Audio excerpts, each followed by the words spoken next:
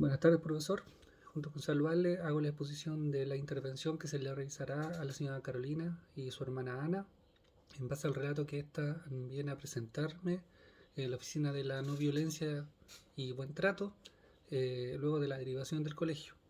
En ese sentido, luego de escuchar el relato de ambas, se puede identificar al menos algunos tipos de violencia como la física, psicológica, económica, incluso posiblemente la sexual, aunque no fue necesariamente explicitado por esta.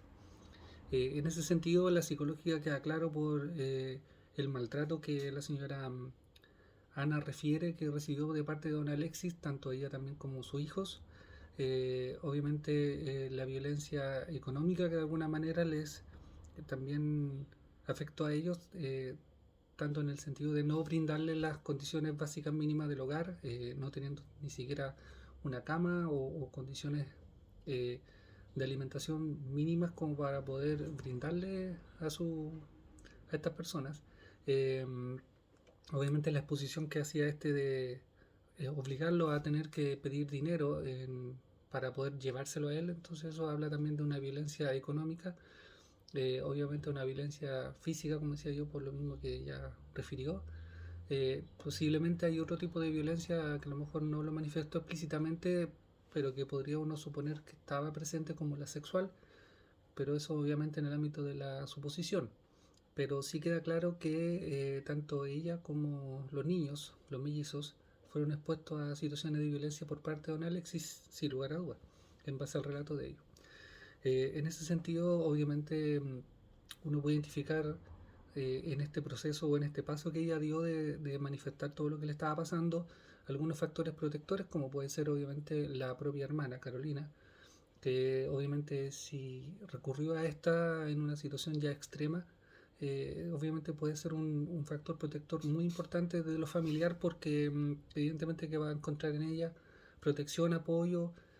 no sentirse sola en este proceso y obviamente tener de alguna manera un soporte sobre el cual movilizarse hacia adelante. Por otro lado, también uno puede identificar la red de apoyo del colegio, porque seguramente desde ahí como nace esta derivación, es que obviamente la señora Carolina, la señora Ana, perdón, tiene que haber ahí manifestado o se tienen que haber dado también cuenta en el colegio de las situaciones que a lo mejor estaban afectando a los hijos y cómo de alguna manera se estaba traspasando también a su estado de salud. Eh, por otro lado, obviamente también podemos después considerar un factor protector, el CESFAM, porque de alguna manera lo va a apoyar a, a mejorar su situación de salud y obviamente les va a ayudar a no tener alguna consecuencia en su desarrollo posterior. Ya, factores de riesgo, evidentemente que hay varios. Obviamente la situación de amenaza constante a la integridad de ella por parte de don Alexis. Por otro lado, el no contar ella con quizás con un trabajo estable que pudiese permitirle tener un lugar propio, haberse independizado y haberse alejado de él. Obviamente esta cesantía que también tiene ella es un factor de riesgo. El que no tenga una vivienda, eh, obviamente que también es un factor de riesgo, porque en el fondo hoy día no tiene necesariamente un lugar físico donde poder estar, sino ya lo habría probablemente hecho. Ya en ese sentido, considerando toda esta situación de fase, hay varias acciones que yo realizaría como profesional y también como trabajador social, que lo primero es motivar a la persona a que haga la denuncia, tanto en el Tribunal de Familia como en el Tribunal de Garantía, a través de la Fiscalía. Con esto lo que se buscaría es, que otras serían otras de las acciones a realizar, el poder decretar algunas medidas de protección en torno a la señora Ana y sus hijos, que tienen que ver obviamente con ingresarlos quizá a un hogar, algún hogar protegido tanto para ella como su hijo, y obviamente tener algunas medidas de resguardo para evitar que éste se acerque. Obviamente solicitar este ingreso, como le digo, a esta residencia protegida, que sería una de las acciones que yo por lo menos activaría. Obviamente también después de eso, solicitar también al Tribunal de Familia que junto con algunas medidas cautelares que pudiesen decretarse en favor de ella y su hijo, poder enviarle obviamente algún tipo de programa de reparación desde el punto de vista psicológico, obviamente, por las consecuencias que hubiese dejado esta violencia familiar en ellos. En ese sentido, obviamente, en este relato, dentro de la red de apoyo que activaría está evidentemente el colegio, porque va a ser una red fundamental para poder supervigilar a los niños, cómo va su desarrollo emocional, educativo y su desarrollo físico, y cómo de alguna manera también puede ser un espacio protector para ellos mientras estén en ese lugar. Por otro lado, el CESFAM, obviamente, para que se aborde todo lo que tiene que ver con el sistema sanitario y posibles derivaciones que a lo mejor fueran necesarias dependiendo de sus condicionantes de salud. Por otro lado, se activaría la red del Dideco de la municipalidad para que a lo mejor la oficina social pudiese ayudarla en contar con algunos enseres básicos como para poder rearmarse en otro lugar, como a lo mejor alimentos, cama, ropa y obviamente todos esos enseres mínimos y básicos para poder vivir. Eh, También que a lo mejor pudiese ella integrarse a la oficina OMIL para que obviamente pudiese capacitarse en algunos oficios o en algún programa que le ayude a reinsertarse laboralmente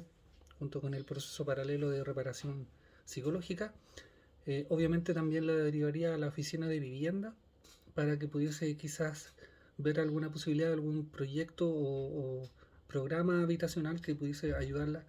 a poder tener su espacio propio. Igual se desconoce en base al caso si es que ella tenía o no alguna vivienda, pero se deduce que quizás no lo tenía. Por lo tanto, sería importante que se le ayudara por esa vía y para que ella pudiese empezar también a encontrar un trabajo y empezar a ahorrar para el subsidio. ¿Ya? Obviamente, lo que yo comentaba, la red de apoyo de la Fiscalía para que toda la oficina de atención a víctimas pudiese activarse desde el punto de vista de la protección policial, las alarmas, el teléfono, como para poder tener obviamente un espacio de seguridad para ella y sus hijos. Y por otro lado, eh, activar a la familia, obviamente, porque si bien está presente en la ciudad de Carolina, tenemos que suponer que quizá ella es un apoyo más bien moral, pero no puede ser otro tipo de apoyo físico, a lo mejor no la puede acoger en su casa, pero sí a lo mejor buscaría otras redes familiares que a lo mejor pudiesen contribuir en ese sentido, si es que no es posible, que obviamente en una casa acogida va a estar temporalmente, pero pensando en una solución más a mediano y largo plazo, se necesita a lo mejor activar algún tipo de red familiar con otros hermanos, con los padres, que pudiesen de alguna manera acoger y poder, Ana con su hijo, reinsertarse en la vida social y familiar. Eh, por otro lado, a pesar de que el padre de los hijos está ausente, yo creo que sería igual conveniente ir proyectando a lo mejor algún tipo de demanda de pensión de alimentos para que también ella cuente con un sustento base como para poder también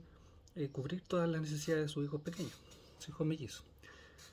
Ahora, bueno, obviamente en este espacio que nos deja Ana al ir al baño y Carolina manifestando la preocupación de que Ana pueda volver con el éxito dado los llamados que ha tenido en la mañana. Eh, en ese sentido, lo primero que hay que también informarla y de alguna manera educar a la señora Carolina de que obviamente hay un circuito o un ciclo de la violencia donde obviamente está esta etapa de alguna manera de poder pedir disculpas al agresor y que de alguna manera lo que busca es tratar de convencerla para obviamente volver a foja cero, entendiendo que este es un ciclo que normalmente está generándose en este proceso de violencia. Por lo tanto, es normal que de alguna manera él quiere acercarse a ella y lo que tendría que hacer en ese sentido es fortalecer obviamente a Ana en cuanto a que lo que está haciendo es el camino correcto, es el camino de protección, obviamente que de alguna manera pueda ella sacarse este grado de dependencia que tiene de él, tanto quizás emocional como económica, y para ello va a ser importante poder activar estas redes de apoyo, tanto sociales como institucionales y familiares, para que pueda de alguna manera Ana tener la seguridad de que no va a tener que depender más de él, porque es uno de los motivos que normalmente ocurre cuando las víctimas de violencia intrafamiliar vuelven con sus agresores. Ya por eso va a ser importante que también a Ana se le fortalezca en que ella pueda afirmar su denuncia, porque también encontramos muchas veces casos donde se realiza inicialmente esta denuncia y por este ciclo de reacercarse el agresor a la víctima, normalmente promete o se compromete o ruega o trata de convencer a la víctima de que retire la denuncia de tal manera de que este no pueda tener consecuencias legales. Y ahí normalmente ocurre donde en la mayoría de los casos se retira la denuncia, no es, digamos, confirmada. Entonces una de las cosas que sería importante que ella de alguna manera convenza en este camino que inicia Ana de querer denunciar y que de alguna manera fortalezca esta posición. Y obviamente lo que tiene que hacer ella es tratar de apoyarla, de que no se sienta sola. Esa va a ser la única manera de que de alguna manera no se convenza del agresor de querer volver y que ella siga por este camino. Pero para eso es necesario que obviamente se activen toda esta red de apoyo. Creo que es esa la intervención inicial que yo haría con Ana y sus hijos.